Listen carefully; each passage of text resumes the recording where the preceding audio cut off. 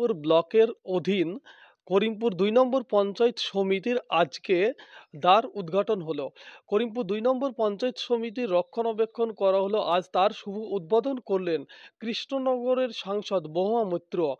আজকে ওই দ্বার উদ্ঘাটন করলেন এবং নতুন ভবন আজকে তারই উদ্বোধন করলেন। এই নতুন ভবন রক্ষণাবেক্ষণ করতে খরচ হয়েছিল ১,৬১,০০০ টাকা মতো খরচ ব্যয়ে এই অতিথিশালা আজকে উদ্বোধন হলো। এই অতিথিশালা উদ্বোধন হলো আজকে সকাল সকাল, কিন্তু এই অতিথিশালা উদ্বোধন হওয়ার সময় এখানে উপস্থিত ছিলেন কৃষ্ণনগরের সাংসদ মহুয়া মৈত্র ও মুর্শিদাবাদ লোকসভা কেন্দ্রের সাংসদ আবু তাহের খান ও করিমপুর ৭৭ নম্বর বিধানসভার বিধায়ক বিমলেন্দু সিংহ রায় ও করিমপুর ২ নম্বর পঞ্চায়েত সমিতির সভাপতি ফুলনদেবী হালদার ও করিমপুর ২ নম্বর পঞ্চায়েত সমিতির বিডিও সাহেব।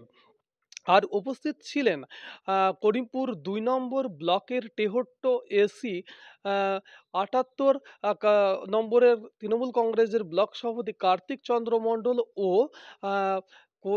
তেহট্ট ৭৮ এসি সৌমেন বিশ্বাস, করিমপুর ২ নম্বর কংগ্রেসের তৃণমূল কংগ্রেস সভাপতি। আরও বিশিষ্টজন এবং সমাজসেবী সেখানে উপস্থিত ছিলেন। এই চিত্র ধরা পড়ল আমাদের বিগ নিউজের ক্যামেরায়।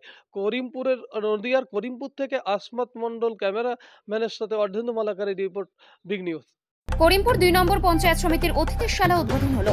নদিয়া জেলার করিমপুর ২ নম্বর পঞ্চায়েত সমিতি অতিথিশালা উদ্বোধন হলো আজ।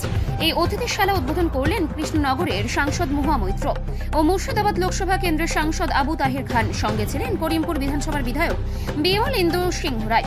অতিথিশালা উদ্বোধন করার সময় উপস্থিত ছিলেন করিমপুর ২ নম্বর ব্লকের বিডিও সাহেব ও করিমপুর ২ নম্বর পঞ্চায়েত সমিতির সভাপতি ফুলনদেবী হালদার।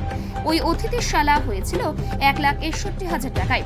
উপস্থিত ছিলেন তেহট্ট ৭৮ বিধানসভা করিমপুর ২ ব্লকের তৃণমূল কংগ্রেস সভাপতি কার্তিক চন্দ্র মণ্ডল ও করিমপুর ৭৮ এসি করিমপুর ২ নম্বর ব্লকের সভাপতি তৃণমূল কংগ্রেসের সৌমেন বিশ্বাস ও আরও বিশিষ্টজন ও সমাজসেবী ও তৃণমূল কংগ্রেসের ব্লক স্তরের নেতৃত্ব। এই চিত্র উঠে আসলো আমাদের সংবাদ মাধ্যমের ক্যামেরায়।